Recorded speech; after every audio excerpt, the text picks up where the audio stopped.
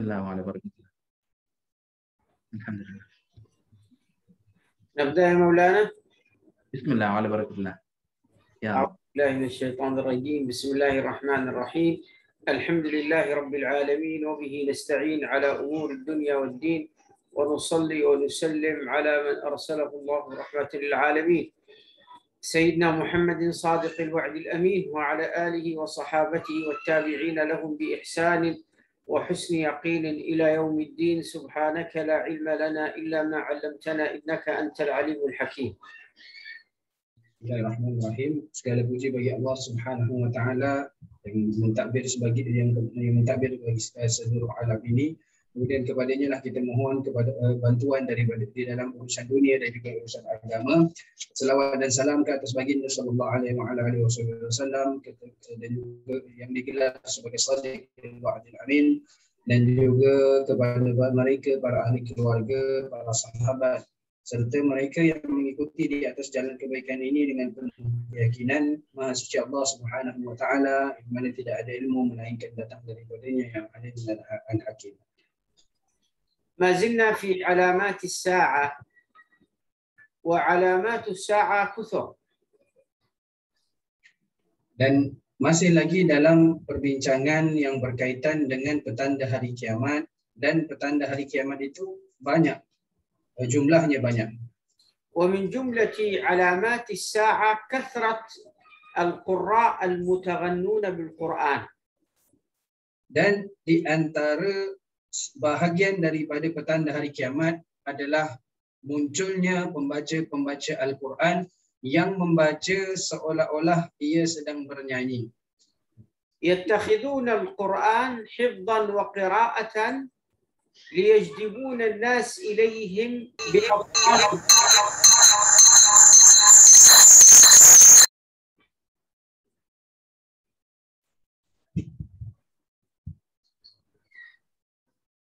ini.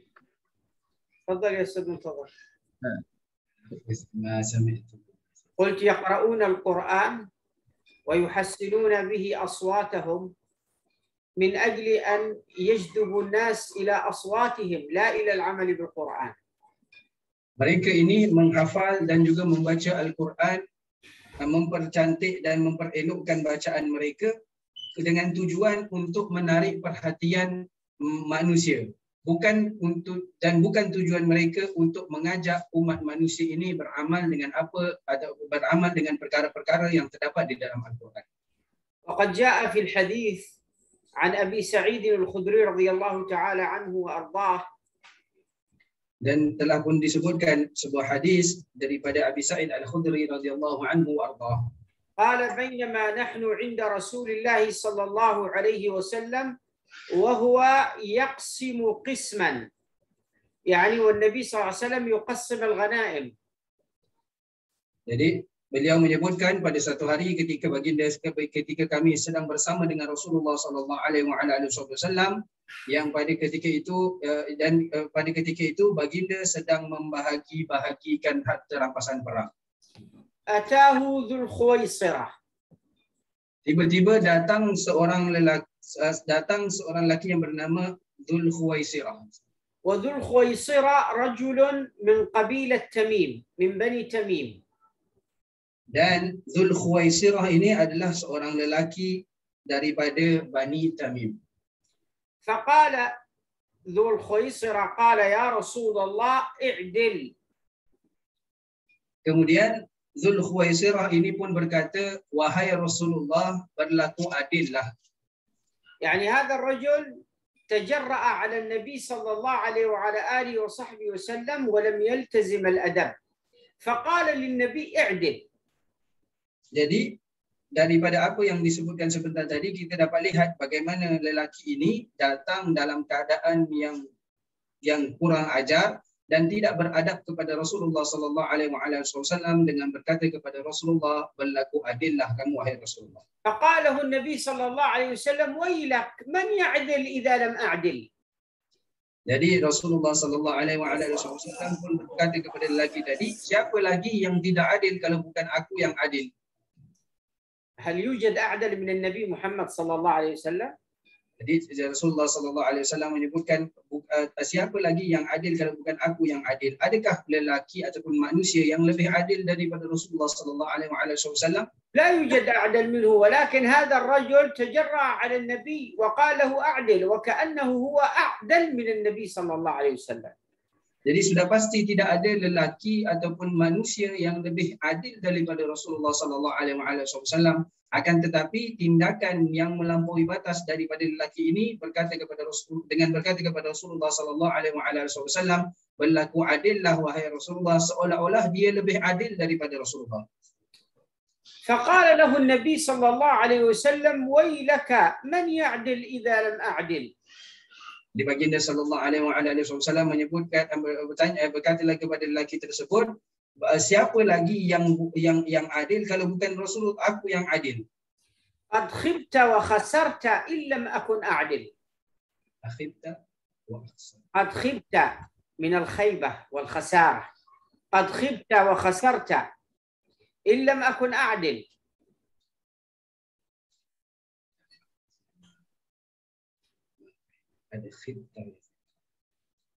طيب، فقال له سيدنا عمر رضي الله تعالى عنه وأرضاه إذن لي يا رسول الله في أن أضرب عنقه. Kemudian Sayyidina Umar pun berkata, wahai izinkan aku wahai Rasulullah untuk memenggal kepalanya. فقال له النبي صلى الله عليه وسلم دعه فإن له أصحابا يحقر أحدكم صلاته مع صلاتهم. يعني قال له النبي صلى الله عليه وسلم دعه لا تقطع عنقه، هذا معه أصحاب سيخرج له أتباع تستعجبون إلى عباداتهم، حتى أن أحدكم عندما يرونهم يصلون يستحقر صلاته أمام صلاتهم، يقول إيش نحن نصلي وإيش هؤلاء يصلون، شكلهم خاشعين خاضعين في الصلاة، بمعنى أنهم يتلبسون بالتدين وليس عندهم حقيقة التدين. Kemudian baginda sallallahu alaihi wasallam menyebutkan, tinggalkan lelaki itu ataupun tinggalkan dia, sesungguhnya nanti akan datang daripada kalangan pengikut-pengikutnya, kalian akan merasa solat kalian ini lebih buruk dan lebih teruk daripada solat mereka. Jadi mereka pengikut-pengikut daripada lelaki ini akan muncul dalam keadaan seolah-olah dia ini ketika dia melakukan ibadah seolah-olah dialah yang paling khusyuk dan juga ibadah yang dilakukan itulah yang paling terbaik, tetapi pada hakikatnya yang sebenarnya mereka hanya mempergunakan ataupun memakai pakaian agama sahaja untuk menarik perhatian manusia. وصيامه أمام صيامهم أو وصيامه مع صيامهم، بمعنى أنك لما تراهم صيام تستعجب على صيامهم، تحتقر صومك أنت أمام صوم هؤلاء. Jadi dan kemudian Rasulullah sallallahu alaihi wasallam bersabda lagi, dan puasa mereka mendahului puasa golongan-golongan itu melebihi puasa mereka, iaitu orang lain. Jadi maksudnya apabila kamu lihat orang tersebut, apabila kamu melihat ibadah puasanya, maka kamu akan rasa betapa sedikitnya ibadah puasa yang kamu lakukan di hadapan ibadah puasanya. النبي يخاطب من؟ يخاطب سيدنا عمر. Jadi baginda sallallahu alaihi wasallam ketika ini sedang berbicara dengan Sayyidina Umar. يقول له يا عمر أتباع هؤلاء لما تشوفه يصلي تستعجب، تقول أنا إيش صلاتي هذه ولا حاجة، عندما تراه يصوم تقول إيش صيامي هذا ولا شيء، تحتقر صلاتك وصيامك أمام صلاتهم وصيامهم، بمعنى أنهم مظهرهم أنهم ملتزمون بالدين. Jadi ketika itu baginda sallallahu alaihi wasallam berkata kepada Sayyidina Umar, tinggalkan lelaki tadi, dan baginda menjelaskan lagi perbuatan ataupun perwatakan yang dibawa oleh golongan-golongan daripada kalangan pengikut lelaki ini, bahawa kamu akan melihat solat yang mereka lakukan, kamu akan lihat solat yang mereka lakukan Dan kamu akan ketika kamu membandingkan salat yang kamu lakukan dengan salat yang mereka laksanakan, yang mereka kerjakan, maka tidak ada apa-apa, dan begitu juga dengan puasa mereka. يظهرون الخشوع في الصلاة. Jadi mereka ini menzahirkan khusyuk di dalam salat. ولكن حقيقة القلوب غير خاشعة. Akan tetapi pada hakikatnya hati mereka tidak pernah khusyuk. يظهرون التقوى في الصيام. Mereka menzahirkan ketakwaan di dalam berpuasa. لكن حقيقة القلوب غير متقية لله. Akan tetapi hakikatnya hati mereka tidak bertakwa kepada Allah Subhanahu wa taala. وماذا بعد يا رسول الله؟ ما هي أوصافهم الأخرى؟ Dan kemudian ditanyakan lagi, apa sifat-sifat mereka lagi wahai Rasulullah? قال صلى الله عليه وسلم يقرؤون القرآن. Dan baginda sallallahu alaihi wasallam menyebutkan lagi mereka ini membaca Al-Quran.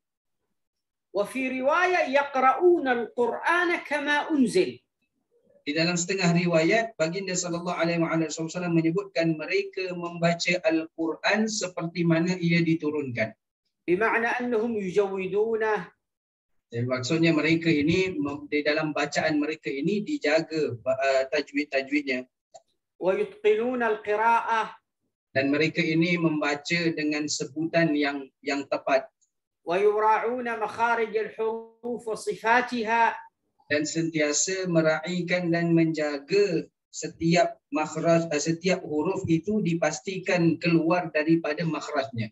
لكن هؤلاء الناس وصفهم النبي صلى الله عليه وسلم بأن قراءتهم القرآن لا تجاوز تراقيهم، بمعنى أنها لا تخرج من هذا المكان، لا تصل إلى القلوب، فقط يتغنون بالقرآن، وهذه علامة من علامات الساعة في آخر الزمان.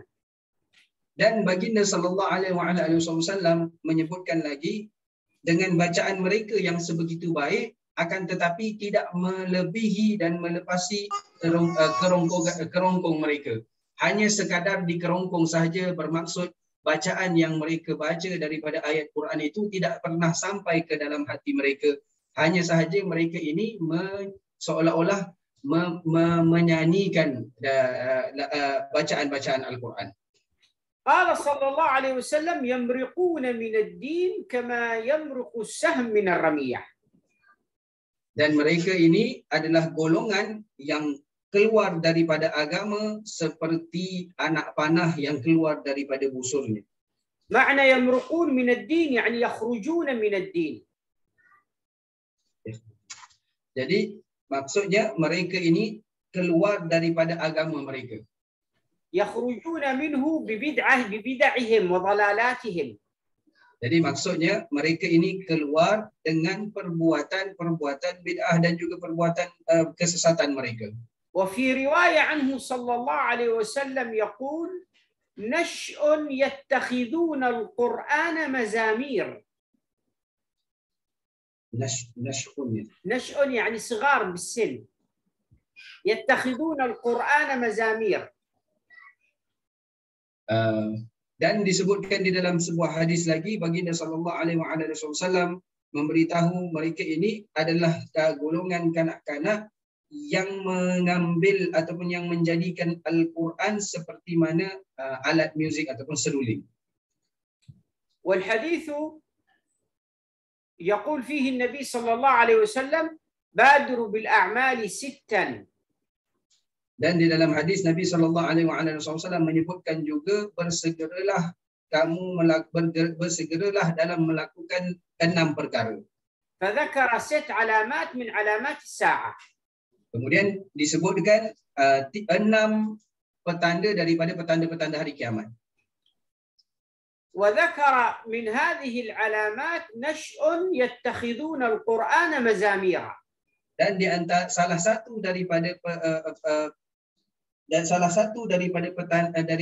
petanda yang disebutkan oleh baginda adalah kanak-kanak ataupun yakni nashun yakni wala saghir يعني شباب عادهم شباب يتخذون القرآن مزامير. Nash'un bermaksud pemuda ataupun mereka remaja ataupun kanak-kanak yang mengambil ataupun yang menjadikan Al-Quran itu seperti alat muzik ataupun mazamir, yakni يعني يحسنون به الأصوات. dan maksud mereka mengambil Al-Quran itu dan dijadikan seolah-olah alat muzik, maksudnya mereka memperelokkan dan memperindahkan bacaan mereka. وهذا النشء جيل من حفاظ القرآن، يظهر جيل من حفاظ القرآن ومجوديه بنغمات وأصوات كما هو بارز اليوم، ظاهرة دينية موجودة اليوم. Dan disebutkan di sini bahawa akan muncul pada kalangan pemuda ataupun golongan remaja yang yang menjadikan Al-Quran seperti alat muzik. Dan kita lihat di sini bukannya kemunculan ini merupakan kemunculan satu generasi yang membawa Al-Quran, akan tetapi bacaan mereka itu dan bacaan-bacaan mereka itu sentiasa diperelok, dipercantik dan diperhiasi, seperti mana yang kita lihat berlakunya pada hari ini. سماهم النبي صلى الله عليه وسلم هؤلاء النشء أو هذا الجيل من الشباب الذين يتخذون القرآن مزامير، سماهم النبي صلى الله عليه وسلم كأنهم يغنون مغنين. Baginda sallallahu alaihi wasallam menyebutkan tentang mereka generasi yang mengambil Al-Quran seperti alat muzik ini adalah satu generasi yang sedang bernyanyi akan tetapi menggunakan ayat Quran. فقال صلى الله عليه وسلم نشء يتخذون القرآن مزامير يقدمون أحدهم ليغنيهم وإن كان أقلهم فقها. Jadi disebutkan oleh baginda sallallahu alaihi wasallam satu generasi remaja daripada kalangan remaja yang mengambil ayat, yang menjadikan Quran ini seperti Quran seperti alat muzik, dan mereka ini dikedepankan untuk memimpin ataupun untuk membacakan ayat Quran, walaupun mereka ini paling sedikit kefakihan ataupun paling sedikit ilmu tentang hukum hakamnya. وهذه الظاهرة الدينية منتشرة في مجتمعاتنا العربية والإسلامية. Dan perwatakan yang membawa ataupun yang melakukan sesuatu perkara ini disebutkan bahawa perkara yang mementingkan luaran semata-mata ini telah pun muncul dengan banyak di negara-negara Arab dan juga di negara-negara Islam. يتخذون من القرآن مزامير صرفة عن وظيفته الشرعية. Di mana kita lihat pada hari ini munculnya generasi yang menjadikan ayat Quran itu seperti alat muzik dan membawanya ke jalan yang menyimpang daripada kehendak syariat Islam. وظيفة حفظ القرآن الشرعية الاستفادة منه وتعلمه وقراءته لأغراض دينية لحفظ المسلم نفسه وللعمل بما في القرآن، لكن النبي يتكلم عن ظاهرة تظهر في المجتمع أن ليس همهم من قراءة القرآن إلا أن يتكسبون منه في أمور الدنيا. Jadi sepatutnya Al-Quran ini dibaca, dihafal dan diteliti dengan tujuan untuk mencari tahu dan juga mengamalkan apa yang terdapat di dalamnya. Akan tetapi munculnya generasi ini seperti mana yang disebutkan oleh baginda sallallahu alaihi wasallam bahawa mereka ini membaca dan meneliti Al-Quran ini dengan tujuan untuk mendapatkan imbalan dunia. فيتغنون بالقرآن إما لأغراض دينية أو إما لأغراض دنيوية أو أغراض سياسية أو أغراض مادية أو حتى إعلامية. Jadi mereka ini akan mempercantikkan atau memperelokkan bacaan mereka untuk kepentingan sama ada untuk kepentingan dunia, kepentingan politik, kepentingan kebendaan. لهذا يقول النبي صلى الله عليه وسلم فيما رواه الإمام أحمد. Oleh kerana itu kita lihat pernah baginda sallallahu alaihi wasallam bersabda seperti mana hadis yang diriwayatkan daripada Imam Ahmad. أن رسول الله صلى الله عليه وسلم قال bahawa baginda sallallahu alaihi wasallam bersabda, فيكم كتاب الله fiikum kitabullah. فيكم كتاب الله يعني بين أيديكم كتاب الله. Di antara ataupun pada kalian ini ada kitabullah يتعلمه الأسود والأحمر والأبيض. yang dipelajari oleh mereka yang berbeza-beza warna kulit, sama ada hitam, merah ataupun putih. بمعنى أنه الإسلام لا يفرق بين الأجناس والألوان. الكل مأمور أن يتعلم القرآن. Jadi maksudnya agama kita Islam tidak pernah membeza-bezakan manusia ini, siapa sahaja apa juga warna kulitnya boleh mempelajari Al-Quran. قال صلى الله عليه وسلم تعلموه قبل أن يأتي زمان يتعلمه أناس ولا يجاوز تراقيهم. Maka baginda sallallahu alaihi wasallam menyebutkan lagi, pelajarilah akan Al-Quran sebelum datangnya sebelum datangnya satu golongan daripada manusia yang mempelajarinya, akan tetapi Al-Quran tidak melebihi kerompong mereka. والتراقي جمع تراق، مفردها تراق، والتراق هي العظمة التي ما بين النحر والعنق. هذا أيوه. Jadi ismu taraqi sih. تراق أيوه. تراقيهم تراقي جمع ومفرده تراق تراق أو راق، مفرده راق، مفرده راق. راق. Jadi taraqi ini adalah perkataan jamak bagi taraq. Taraq ini adalah bahagian yang berada di antara kerompong ataupun yang berada di antara leher dengan dada ataupun dua tulang yang berada di bahagian hadapan tubuh badan. النبي صلى الله عليه وسلم تعلموه قبل أن يأتي زمان يتعلمه أناس لا يجاوز تراقيهم، يعني لا يصل إلى قلوبهم. Jadi baginda sallallahu alaihi wasallam menyebutkan pelajarilah akan Al-Quran sebelum datangnya segolongan manusia yang akan mempelajarinya, akan tetapi Al-Quran tidak melepasi bahagian yang disebutkan sebentar tadi, iaitu bermaksud Al-Quran itu tidak sampai kepada hati mereka. قال ويقومونه كما يقوم السهم. يقومونه كما يقوم السهم. عرفت السهم؟ السهم قبل أن ترمي به لابد أنك تقومه، ترتبه، تجعله على مستوى واحد حتى إذا رميت به يصيب له المرمى. فقال كأنه صلى الله عليه وسلم يشبه ضبطهم للقرآن وقراءتهم للقرآن مثل ما يضبط الرجل ويقوم الرجل سهمه من أجل أن يرمي بها. هذا من شدة اهتمامهم بالقرآن. Jadi baginda sallallahu alaihi wasallam menyifatkan bacaan mereka ataupun pembawakan ataupun apa yang telah mereka lakukan ini seperti seorang lelaki yang sedang menarik tali pada busurnya sebelum melepaskan anak panahnya, sebelum ia melepaskan anak panah pada busur tersebut, daripada busur tersebut. قال فيتعجلون أجره ولا يتأجلونه. يعني هؤلاء الذين يقرؤون القرآن ويتغنون به من أجل الدنيا لا من أجل الدين.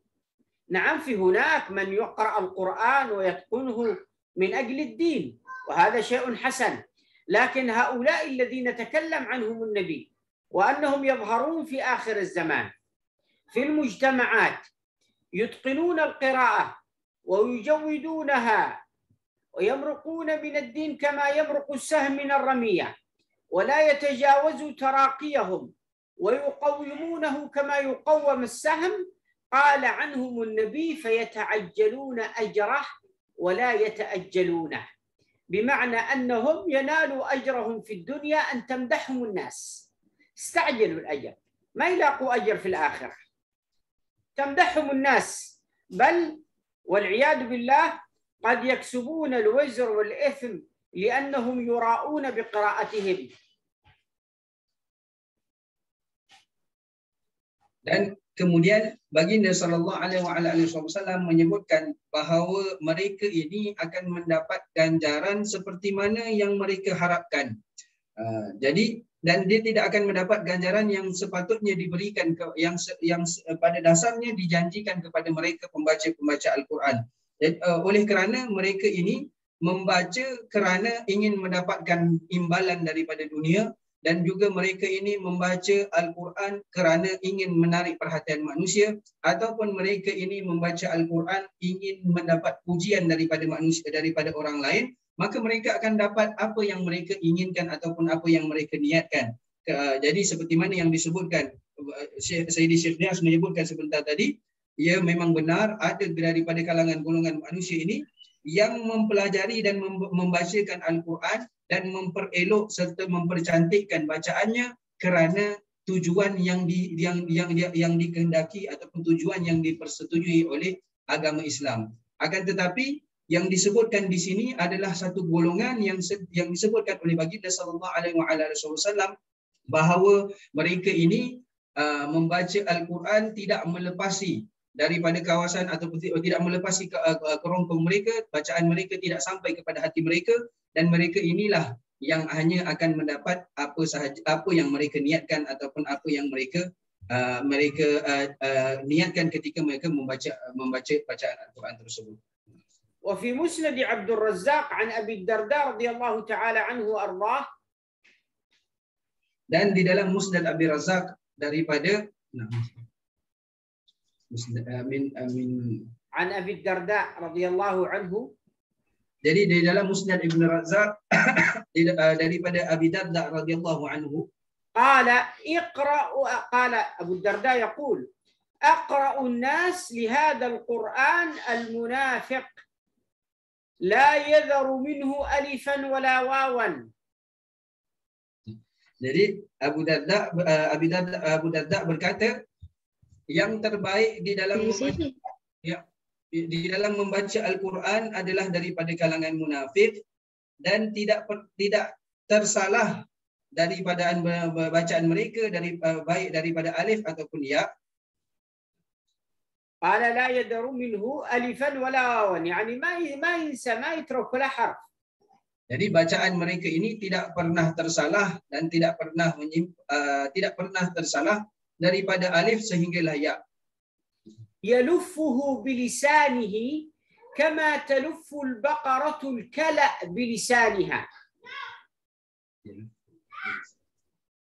قال يلفه بلسانه يعني يقرأ القرآن بلسانه ويحرك به لسانه كما تلف البقرة الكلأ بلسانها، الطعام بلسانها.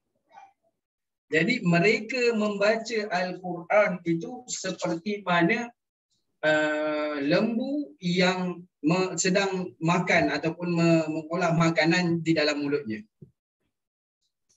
فهذه الروايات كلها يفهم من هذه الأحاديث أن النبي صلى الله عليه وسلم كره التكلف في القراءة.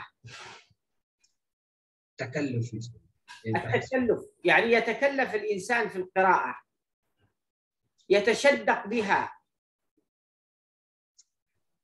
Ibu Quran dengan cara macam susah-susah. Jadi baginda sallallahu alaihi, jadi daripada riwayat yang disebutkan sebentar tadi menunjukkan bahawasanya baginda sallallahu alaihi wasallam tidak gemar kepada orang yang membaca Al-Quran dengan seolah-olah dalam keadaan yang sedang menekan ketika menyebutkan huruf-huruf daripada Al-Quran. Wa kana sallallahu alaihi wasallam yuhibbul qira'ata as-sahlah. Jadi baginda sallallahu alaihi wasallam lebih gemar bacaan Al-Quran yang lebih kita kata lebih tenang ataupun lebih relax. كما أمر أصحابه صلى الله عليه وسلم أن يقرأ كل منهم بما تيسر له. Seperti mana yang Rasulullah SAW perintahkan kepada para sahabat, bacalah seperti mana di perintah yang terdapat di dalam Al-Quran, iaitu bacalah daripada apa yang mudah untuk kalian bacakan, apa yang dipermudahkan untuk kalian bacakan. فالمطلوب من المسلم أن يقرأ القرآن قراءة صحيحة. Ia membaca Al-Quran dengan cara yang benar itu adalah satu tuntutan. وأن يتقنه. Dan kita kata menyebutkan dengan benar huruf-huruf daripada ayat Quran itu juga dituntut. وأن يجوده. Dan juga membaca Al-Quran dengan bertajwid itu juga dituntut. وأن يعتني بمخارج الحروف. Dan menjaga tempat-tempat makhraj keluarnya huruf. ولكن لا يجعل من هذه القراءة وهذا الاعتناء من أجل أن يتغنى به ويمدحه الناس، وإنما يجعل ذلك من أجل الله ومن أجل الدعوة إلى الله ومن أجل نفع نفسه والاستفادة من القرآن الكريم. Dan apa yang dituntut untuk kita lakukan di dalam membaca Al-Quran itu, kita lakukan, jangan kita lakukan untuk mendapat perhatian, untuk mendapat pujian ataupun mendapat imbalan daripada dunia. Akan tetapi jadikanlah setiap apa yang kita usahakan, yang kita perbaiki, yang kita memperelokkan bacaan kita ini kerana Allah Subhanahu Wa Taala, kerana ingin menjalankan ataupun ingin berdakwah di atas jalan Allah Subhanahu Wa Taala, dan juga kita ingin mendapat manfaat daripada bacaan, manfaat untuk diri kita sendiri. وقد كان الصحابة رضي الله تعالى عنهم وأرضاهم يعتنون بقراءة القرآن. Jadi baginda disebutkan bahawa para sahabat dahulu mereka memperelok dan mempercantikkan bacaan Al-Quran mereka. وكانت قراءتهم للقرآن مقرونة بالخشوع. Dan pada ketika mereka memperelokkan bacaan mereka, ianya diseiringkan dengan kekhusyukan. حتى أنه يروى أن سيدنا أبا بكر رضي الله تعالى عنه وأرضاه عندما كان يقوم الليل بالقرآن يتجمع الناس حول بيت أبي بكر فيستمعون لقراءته. Kita lihat bagaimana Sayyidina Abu Bakar ketika beliau menghidupkan malamnya dengan membaca Al-Quran, maka mereka, para sahabat ataupun masyarakat ketika itu berkumpul di rumah Sayyidina Abu Bakar untuk mendengar bacaan daripada Sayyidina Abu Bakar. وكان يخشع في قراءته ويبكي فيبكي الناس لبكائه. Dan beliau juga membaca dalam keadaan khusyuk, dan ketika beliau menangis, ketika beliau menangis, orang yang mendengar turut ikut menangis. حتى قيل أن الناس كثرت أمام بيت سيدنا أبا بكر في قيام الليل وهم يستمعون ويبكون.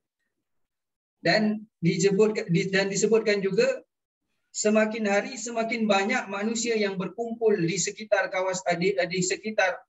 kawasan rumah Sayyidina Abu Bakar, dan mereka juga turut menangis ketika Sayyidina Abu Bakar menangis. فأخبر النبي صلى الله عليه وسلم بذلك فأمر سيدنا أبا بكر أن يسر بقراءته ولا يعلنها. Kemudian perkara ini disampaikan kepada Rasulullah sallallahu alaihi wasallam, dan Sayyidina Rasulullah sallallahu alaihi wasallam menyuruh Sayyidina Abu Bakar untuk memperlahan ataupun membacanya dengan bacaan sirran ataupun perlahan. وكان سيدنا عثمان يقوم الليل بالقرآن كاملا يقرأ القرآن كامل بركعة واحدة. Dan Sayyidina Uthman, beliau salat di malam hari dengan membaca satu Quran di dalam satu rakaat. وجاء في الحديث الصحيح أن أحد أصحاب النبي صلى الله عليه وسلم كان له فرسا يربطه عند بيته وكان يقرأ من سورة الكهف فإذا بالفرس يشرد ويصيح. Dan disebutkan ada daripada salah seorang daripada kalangan sahabat yang mengikat kudanya di luar rumahnya, Dan ketika dia masuk ke dalam rumah dan kemudian membaca suratul Kahf, suratul Kahfi, maka terdengar suara jeritan daripada kuda tersebut. فلما سئل النبي عن ذلك قال فإنه رأى الملائكة تنزل لقراءة صاحبه. Kemudian ditanyakan kepada Rasulullah SAW apa yang terjadi, mengapa ataupun kenapa kuda tadi boleh menjerit. Maka Rasulullah SAW menyebutkan bahawasanya kuda tadi melihat malaikat turun kerana bacaan Quran daripada tuan kuda tersebut. وكان سيدنا أبو موسى الأشعري رضي الله تعالى عنه وأرضاه يقرأ القرآن بصوت جميل حتى أن النبي كان يحب أن يسمع القرآن بصوت أبي موسى. Dan disebutkan juga bahawa Abu Musa Asy'ari, beliau ini mempunyai suara yang lunak ketika membaca Al-Quran, dan Nabi SAW juga gemar untuk mendengar bacaan daripada Abu Musa Asy'ari. وكان يقول صلى الله عليه وسلم على أبي موسى أنه قد أوتي مزمار من مزامير داود عليه السلام. Dan disebutkan bahawa baginda sallallahu alaihi wasallam menyebutkan kepada Abu Musa Asy'ari bahawasanya beliau telah pun diberikan salah satu daripada kelunakan suara yang dimiliki oleh Nabi Daud alaihi salam. قالوا أن زبور داود عليه السلام كان 70 كتابا. Jadi disebutkan bahawa kitab Zabur yang diberikan kepada Nabi Daud alaihissalam ini mempunyai 70 jilid ataupun 70 kitab. وكان يقرأ كل كتاب بنغمة معينة. بصوت معين.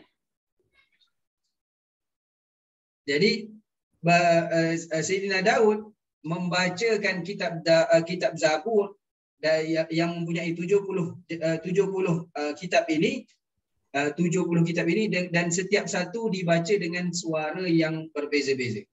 وكان صوته عليه السلام صوتا جميلا. لهذا قال النبي لأبي موسى أوتيت مزمارا من مزامير داود. Jadi disebutkan juga bahawa Nabi Daud ini mempunyai suara yang lunak dan juga suara yang merdu.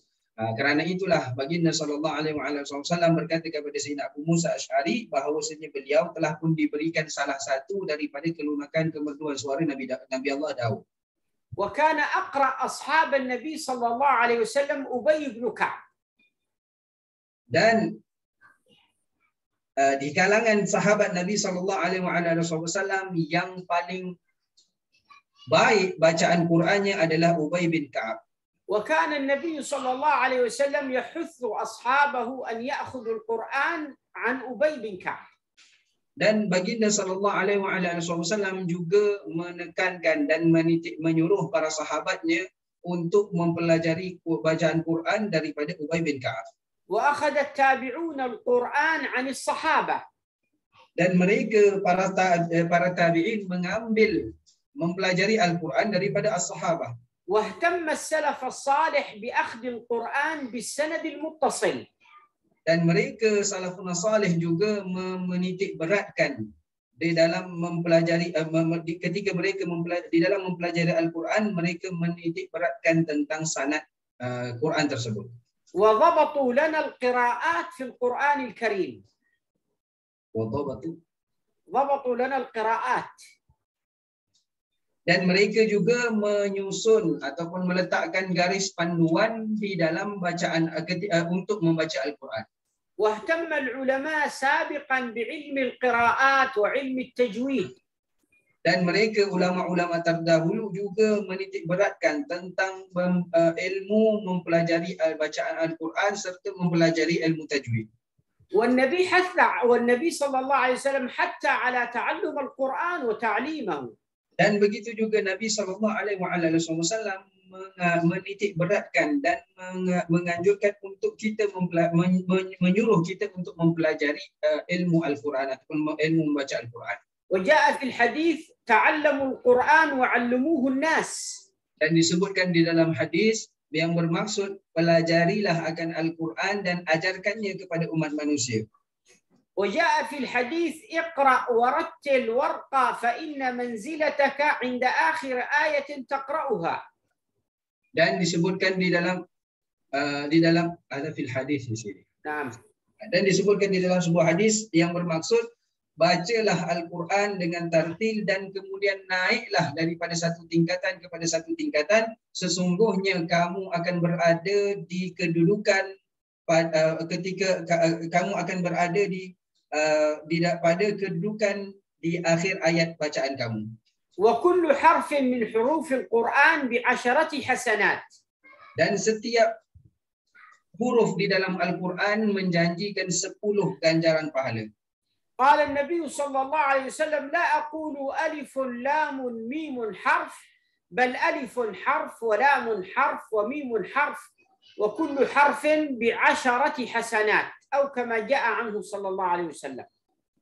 Jadi baginda sallallahu alaihi wasallam menyebutkan di dalam sebuah hadis, tidak aku katakan bahawasanya alif, lam dan juga mim itu adalah satu huruf, akan tetapi alif itu satu, lam itu satu dan juga mim itu adalah satu. Dan setiap satu daripada huruf-huruf yang disebutkan tadi menjanjikan 10 ganjaran pahala seperti mana yang datang daripada Rasulullah sallallahu alaihi wasallam. وجاء في الحديث أن القرآن يأتي شافعا لصاحبه يوم القيامة.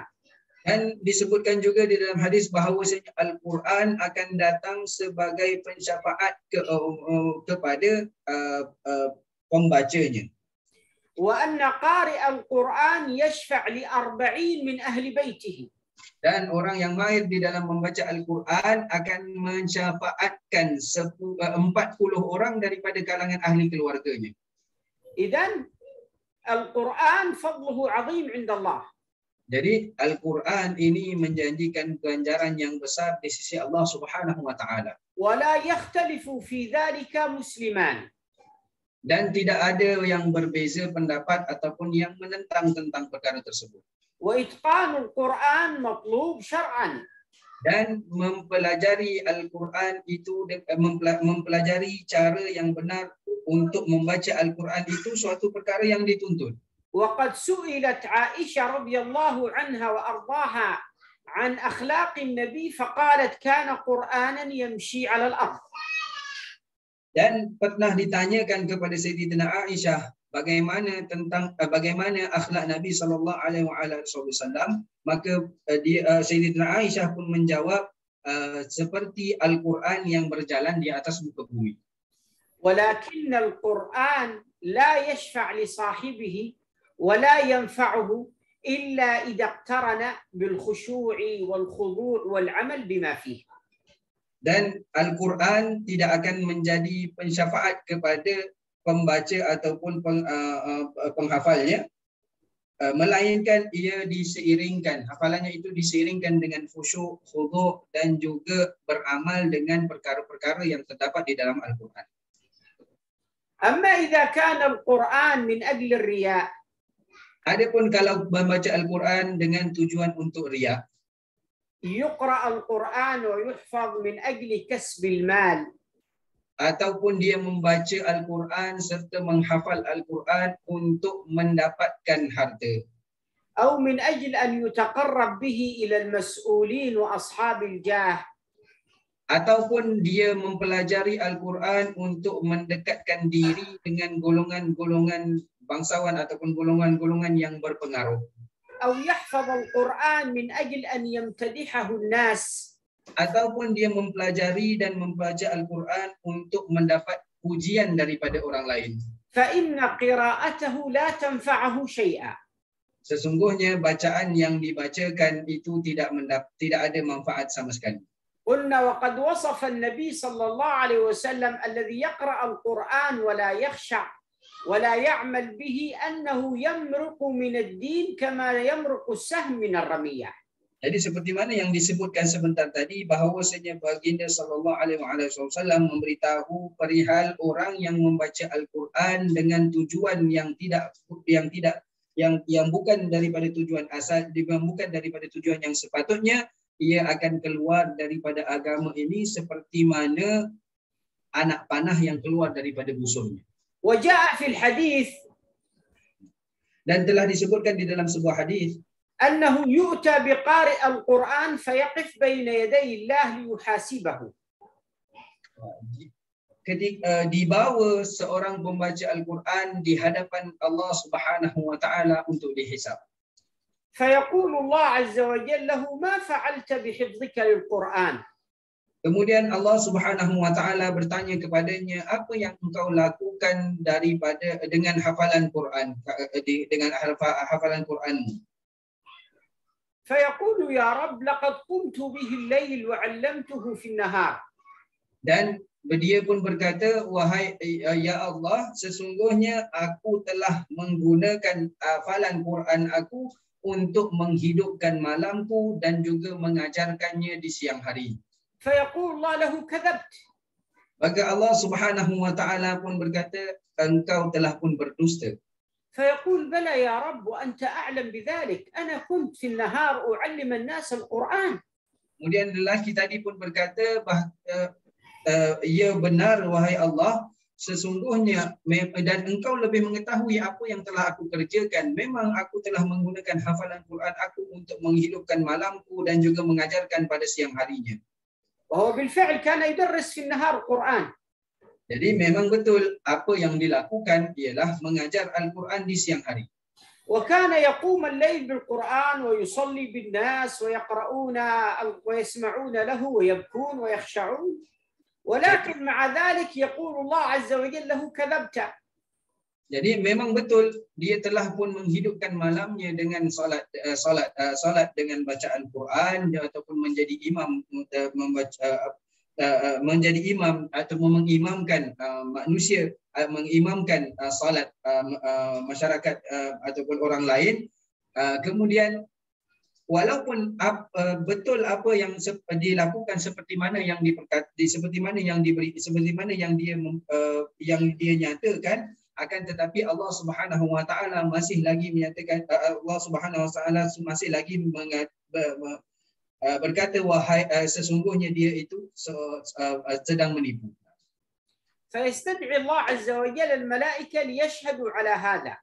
فيسأل الله الملائكة وهو أعلم به وبهم. فيقول لهم هل كان هذا يقرأ القرآن ويعلمه الناس؟ Jadi kemudian Allah Subhanahu wa taala pun mendatangkan para malaikat untuk memberi penyaksian kepada lelaki tadi. Allah Subhanahu wa taala mendatangkan saksi walaupun dia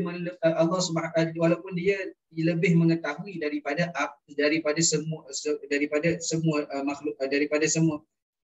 lelaki tadi dan juga daripada malaikat yang didatangkan untuk memberikan penyaksian.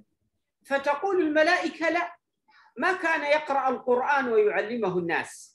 Kemudian Allah Subhanahu wa taala pun berkata, adakah dia ini telah pun mengajarkan Al-Quran kepada manusia? Maka malaikat tadi pun berkata, tidak, sama sekali dia tidak mengajarkan Quran kepada manusia. حتى الملائكة الحفظة لا تشهد له وهو متيقن أنه كان يقوم الليل ويقرأ القرآن ويعلمه الناس في النهار. Bahkan malaikat yang diberikan nama malaikat hafazah juga tidak menyokong dan tidak bersetuju dengan apa yang telah pun dinyatakan. Sedangkan memang betul apa yang dia lihat dan apa yang dia yakini, bahawa memang telah pun dia mengajarkan Quran kepada umat manusia dan juga telah pun menghidupkan malamnya dengan bacaan Quran.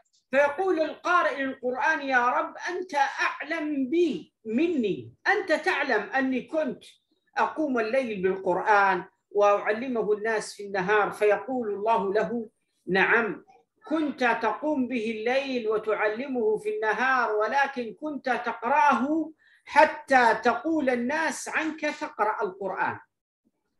يعني تريد أن يمدحك الناس وقد فعلوا، فيأمر به فيلقى في نار جهنم. Kemudian lelaki tadi pun berkata lagi kepada Allah Subhanahu wa taala, wahai Allah, sesungguhnya engkau lebih mengetahui tentang keadaanku ataupun tentang apa yang telah pun aku kerjakan. Maka Allah Subhanahu wa taala pun berkata, ya memang betul engkau telah pun membacanya ataupun menghidupkan malammu dengan bacaan Quran, dengan Al-Quran dan engkau telah pun mengajarkannya pada siang harinya. Telah pun mengajarkan Al-Quran pada siang harinya. Akan tetapi tujuan engkau melakukan perbuatan tersebut untuk mendapatkan pujian daripada manusia, maka engkau telah pun dapat apa yang engkau inginkan, dan kemudian diambil lelaki tadi dilemparkan ke dalam neraka jahanam. فمن علامات الساعة أن يترك الناس حقيقة العمل بالقرآن والالتزام به ويهتمون بالألفاظ والحروف. Jadi di antara petanda yang akan muncul di akhir zaman ini, petanda hari kiamat yang akan muncul di akhir zaman ini adalah munculnya golongan manusia yang meninggalkan perkara-perkara, yang tidak beramal dengan perkara-perkara yang terdapat di dalam Al-Quran, dan mereka hanya menitik beratkan tentang bagaimana cara untuk memperindahkan dan memperelokkan bacaannya saja. قراء القرآن هم أهل الله وخاصته، ولكن ليس كل من يقرأ القرآن هو من أهل الله وخاصته.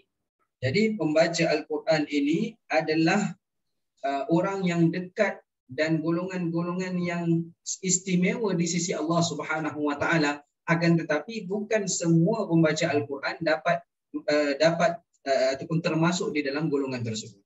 فالذي يقرأ القرآن لله ومن أجل الله هو من أهل الله. Maka mereka yang membaca Al-Quran semata-mata kerana Allah, maka dia adalah sebahagian daripada ahli-Allah. وأما من يقرأ القرآن من أجل أن يقال عليه حافظ أو صوته جميل أو من أجل يكسب المال أو من أجل يتقرب به إلى أهل الدنيا، فهذا ليس من أهل الله، وإنما هو من أهل الدنيا، وإنما اتخذ القرآن له شعارا لا غير. Adapun mereka yang membaca Al-Quran dan memperelokkan serta memperindahkan bacaannya kerana untuk mendapat imbalan dunia, untuk mendekatkan diri dengan orang-orang yang berpengaruh, ataupun untuk kepentingan-kepentingan dunia yang lain, maka dia bukanlah daripada ahli-Allah, dan dia itu hanyalah ahli dunia yang mengambil Al-Quran sebagai bahan utama untuk dia mencapai tujuannya. وكانوا الصحابة رضي الله تعالى عنهم وأرضاهم لا يتجاوزون الآيات التي حفظوها إلى غيرها حتى يعملوا أولا بما حفظوا. Dan mereka para sahabat radhiyallahu anhum apabila membaca dan menghafal satu ayat Al-Quran, mereka tidak akan berpindah kepada ayat yang lain sehinggalah mereka telah beramal dengan ayat yang telah pun dihafal. وسيدنا عمر رضي الله عنه من حفاظ القرآن. Dan Sayyidina Umar radhiyallahu anhu adalah salah seorang yang menghafal Al-Quran. كان يقول حفظت سورة البقرة في 10 سنين. قال العلماء ليس المقصود أنها حفظها غيبا، أي عمل بها، ظل يعمل بها ويطبقها في حياته 10 سنوات. Jadi mereka kemudian Sayyidina Umar berkata, aku menghafal suratul Baqarah dalam tempoh 10 tahun. Maka para ulama menjelaskan kenyataan Sayyidina Umar ini bukanlah bermaksud beliau menghafal suratul Baqarah dalam tempoh 10 tahun. Akan tetapi untuk menghafal, mengingati dan juga mengamalkan dan mempraktikkan apa yang terdapat di dalam suratul Baqarah di dalam kehidupannya, itu selama ataupun mengambil masa 10 tahun. وجاء رجل إلى النبي صلى الله عليه وسلم قال يا رسول الله علمني أقرأ القرآن، علمني سورة من القرآن. فقرأ عليه النبي صلى الله عليه وسلم إحدى السور القصيرة كأنها سورة القارعة. Pernah, dan disebutkan lagi, pernah sekali datang seorang lelaki berjumpa dengan Rasulullah sallallahu alaihi wasallam dan berkata, wahai Rasulullah, ajarkan aku satu surah daripada Al-Quran. Dan kemudian baginda sallallahu alaihi wasallam membacakan satu surah yang pendek, dan disebutkan surah tersebut adalah suratul Qari'ah. فلما أراد النبي أن يقرأ له السورة التي بعدها قال الرجل حسبك يا رسول الله يكفيني أن أعمل بها. Kemudian setelah Rasulullah sallallahu alaihi wasallam selesai membaca surah tersebut dan ingin melanjutkan bacaan baginda, lelaki tadi pun berkata, cukup wahai Rasulullah, kerana ini sudah pun cukup untuk aku amalkannya terlebih dahulu. فقال النبي صلى الله عليه وسلم فقه الرجل. فقه يعني عرف، علم أنه القرآن أولا تعمل به. Maka Nabi sallallahu alaihi wasallam pun berkata tentang lelaki tadi, dia ini orang yang pandai ataupun orang yang tahu apa yang perlu dilakukan, kerana Al-Quran itu adalah satu perkara ataupun suatu perkara yang perlu diamalkan. لهذا من أجل ألا يدخل أبناءنا في مسمى النشء الذين يقرؤون القرآن كالمزامير ويتغنون به ويمرقون من الدين كما تمرق السهم من الرمية، ينبغي علينا أن نعلمهم الإخلاص في القرآن، الخشوع في القرآن، حفظ القرآن من أجل الله، حفظ القرآن من أجل الشفاعة، حفظ القرآن من أجل أن يحفظنا الله عز وجل. ولا نعلمهم أن يقرأوا القرآن من أجل أن يكونوا أئمة ويكسبوا الأموال والناس تمدحهم ويقولون ابن فلان حافظ وابن فلان كذا. لا، هذه مديح الدنيا، من يطلب مدح في الدنيا فقد استعجل الأجر. Jadi di pesan Sayyidi Syekh Nias berpesan kepada kita, ajarkanlah kepada anak-anak kita untuk mempelajari Al-Quran semata-mata kerana Allah Subhanahu wa taala, kerana untuk mendapatkan ganjaran di sisi Allah Subhanahu wa taala dan untuk mendapatkan kebaikan daripada Allah Subhanahu wa taala. Jangan sesekali kita mengajarkan anak kita belajar Al-Quran, menghafal Al-Quran untuk menjadi imam ataupun mendapat imbalan daripada dunia, kerana kerana mereka yang membaca dan menghafal Al-Quran untuk mendapatkan ganjaran dan imbalan daripada dunia, maka dia telah pun menghalang ganjaran yang lebih besar yang akan didapatkan daripada bacaan dan penghafalan. نسأل الله تبارك وتعالى أن يجعلنا من أهل القرآن وأن يجعلنا مع القرآن في قرن في الدنيا والآخرة، وأن يفتح علينا وعليكم فتوح العارفين، ويجعلنا من العلماء العاملين، ويصلحنا واصلح بنا، ويجعلنا من الصالحين، ويبعد عنا الفتن ما ظهر منها وما بطن. وصلى الله على سيدنا محمد النبي الأمي وعلى آله وصحبه وسلم، والحمد لله رب العالمين، والعفو منكم.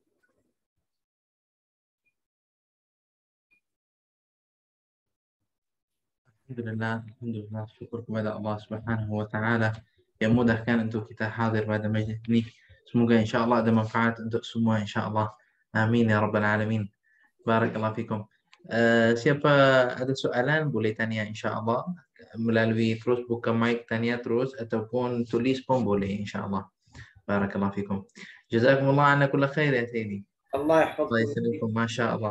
مهم هذا الدرس لنا والله. نعم. نسأل الله تعالى أن يجعلنا من أهل القرآن يا رب. آمين آمين يا رب العالمين يا الله. الحمد لله.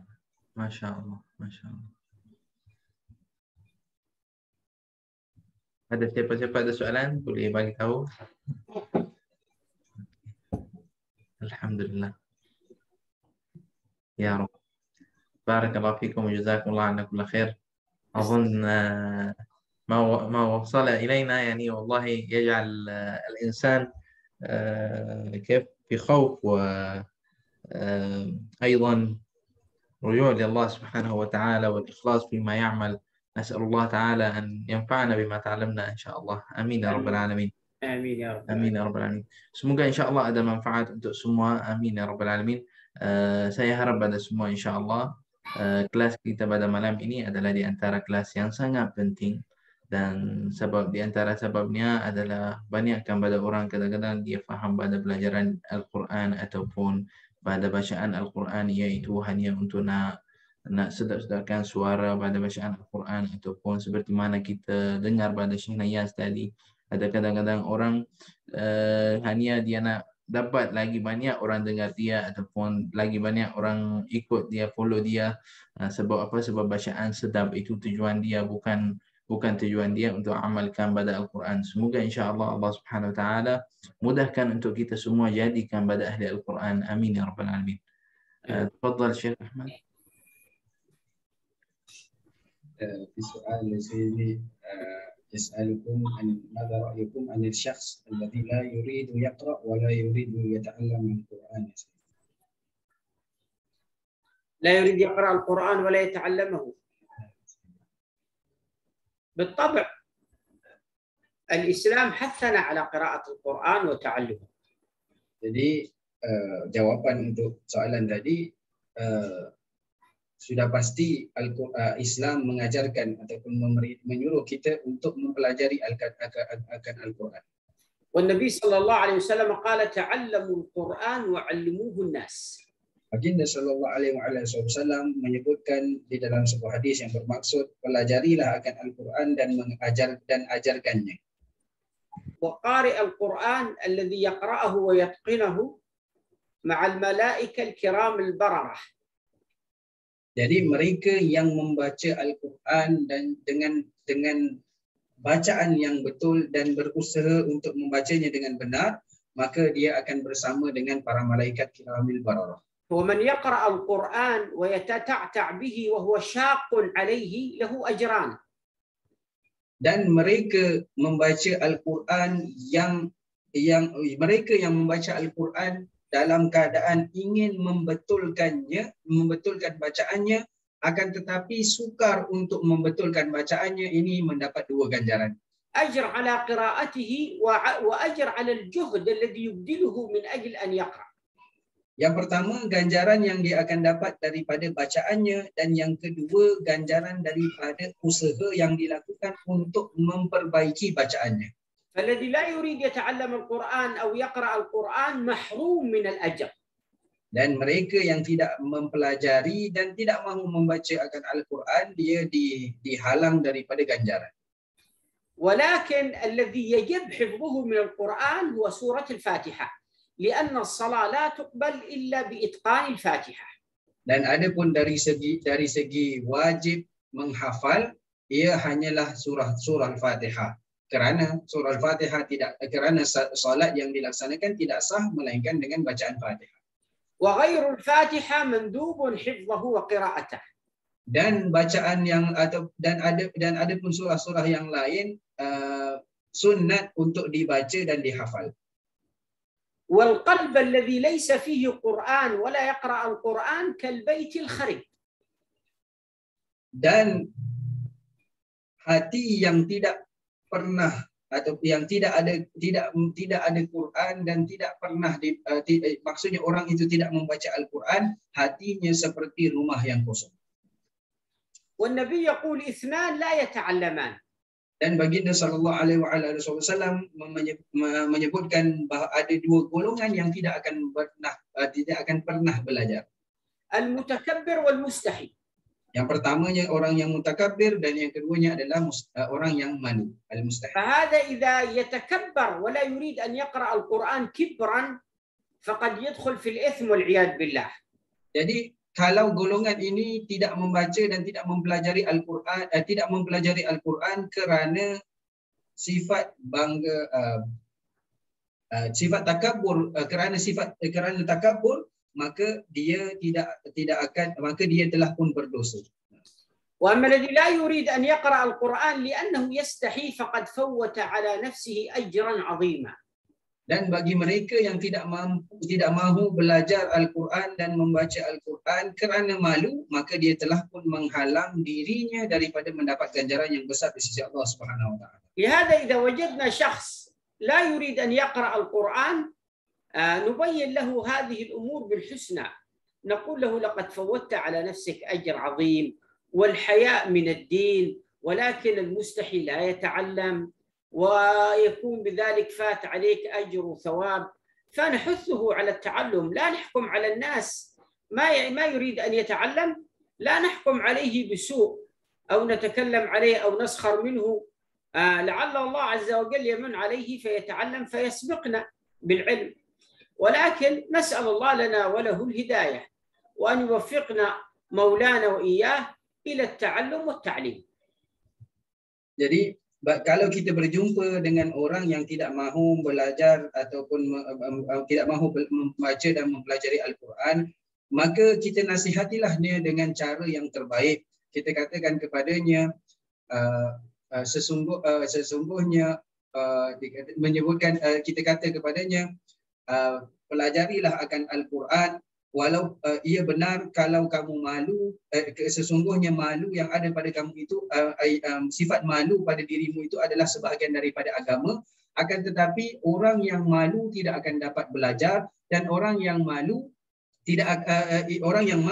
mempelajari Al-Quran akan menghalang dirinya daripada mendapat ganjaran yang besar di sisi Allah Subhanahu Wa Taala. Jangan sesekali kita meletakkan hukum dan kita terus menghukum orang yang tidak mahu belajar, kerana berkemungkinan pada satu hari nanti Allah Subhanahu Wa Taala memberikan petunjuk dan hidayah kepadanya, dan dia mula belajar Al-Quran, dan kemudian dia yang lebih unggul daripada diri kita. Maka kalau kita berjumpa dengan orang yang tidak mahu belajar, maka kita doa, mintalah hidayah daripada Allah Subhanahu Wa Taala untuk dirinya dan untuk diri kita dan untuk dirinya juga. Mudah-mudahan Allah Subhanahu Wa Taala memberikan kita kekuatan, taufik dan hidayah untuk mempelajari dan mengajarkan Al-Quran.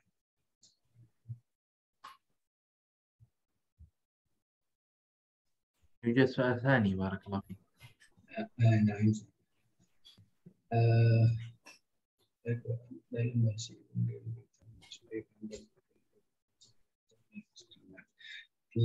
يعني يسألكم يا سيدي ماذا رأيكم في الناس يقول أن يتعلم القرآن بلغتهم أفضل وأولى من يتعلم القرآن بلغة العربية لأنه يعني أفهم بالنسبة له يا سيدي.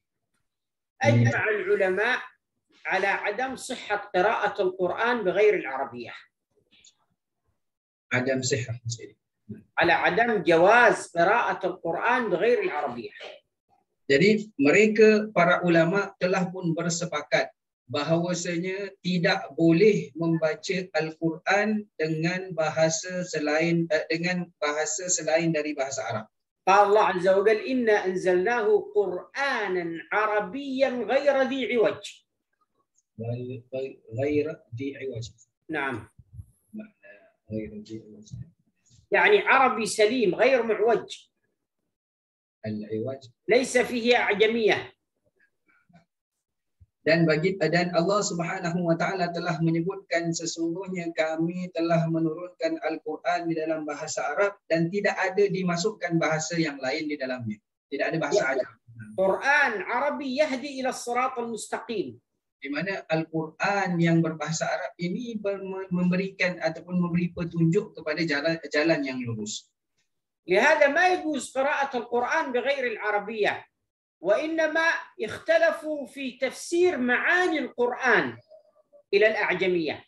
أما قراءة القرآن بالنص هكذا ترجمة القرآن ذاته لا يصح، ما يجوز. Maka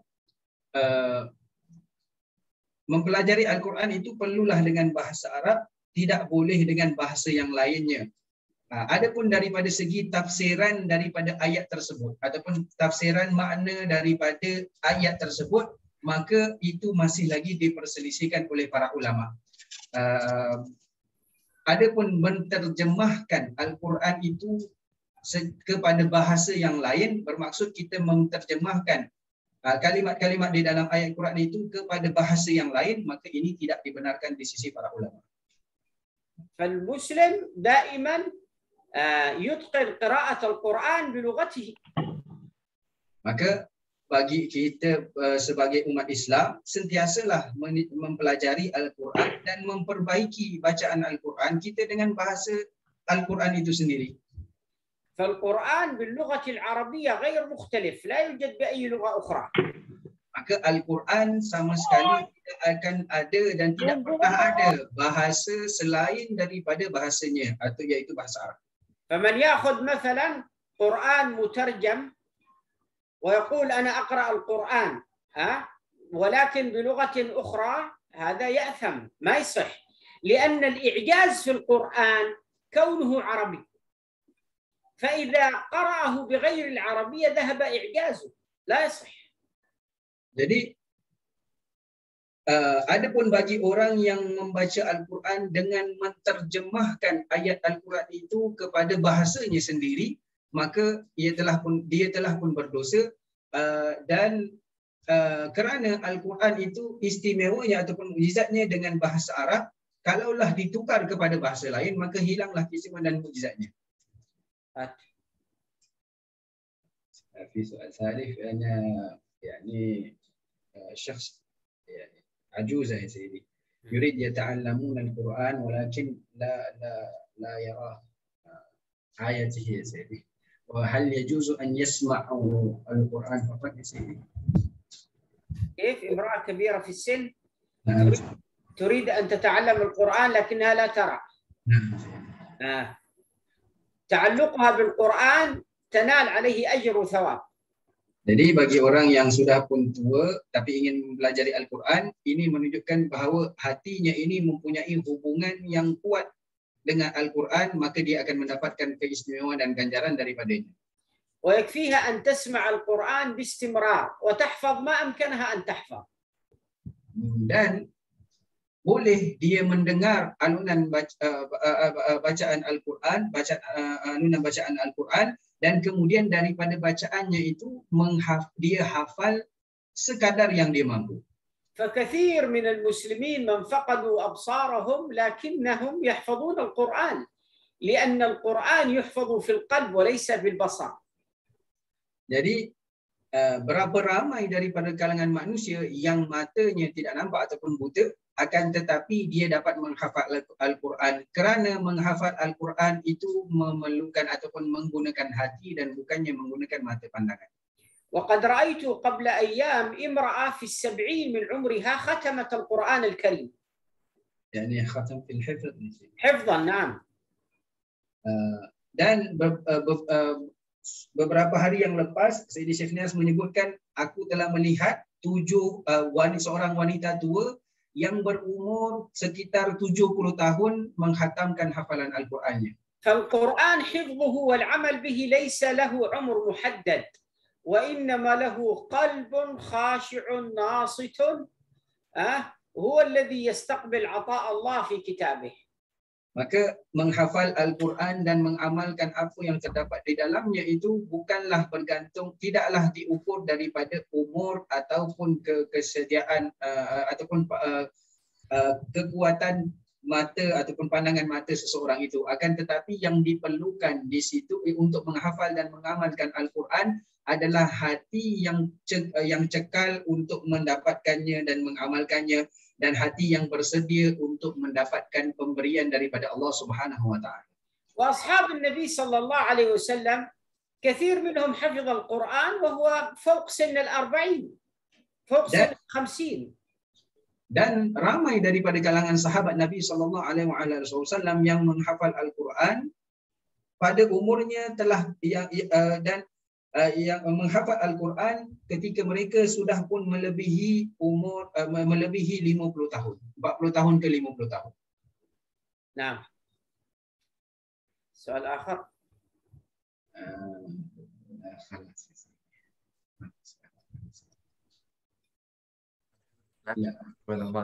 بارك الله فيكم يا سيدي وجزاكم الله عنا كل خير. آمين. نسأل الله تعالى أن يجازيكم خيرا وجزاكم الله عنا كل خير. فضيلة الشيخ نياز بارك الله فيكم، وأخي الشيخ أحمد منتظر، نسأل الله تعالى أن يبارك فيكم وينفعنا في علومكم في الدنيا والآخرة يا رب العالمين، آمين يا أكرم الأكرمين. دعاء الختم عندكم سيدي. اللهم صل وسلم على سيدنا محمد في الأولين وصل وسلم على سيدنا محمد في الآخرين وصل وسلم على سيدنا محمد في النبيين وصل وسلم على سيدنا محمد في الملأ الأعلى إلى يوم الدين. اللهم افتح علينا فتوح العارفين، فقهنا في الدين واجعلنا من العلماء العاملين، واصلحنا واصلح بنا واجعلنا من الصالحين، واهدنا واهدي بنا واجعلنا هداة مهتدين غير ضالين ولا مضلين بمنك وكرمك وفضلك يا أرحم الراحمين. واختم لنا بالحسنى وأنت راض عنا في خير لطف وعافية، وإلى حضرة النبي سيدنا محمد وآله. الفاتحة.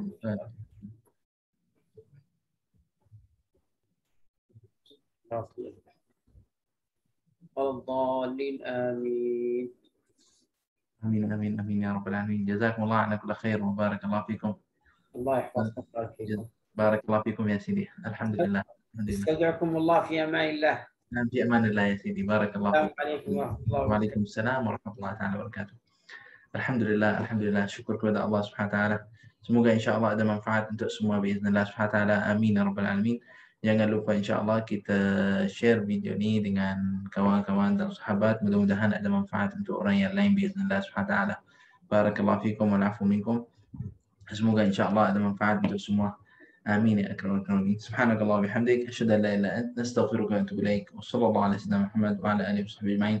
Walhamdulillahi rabbil alamin.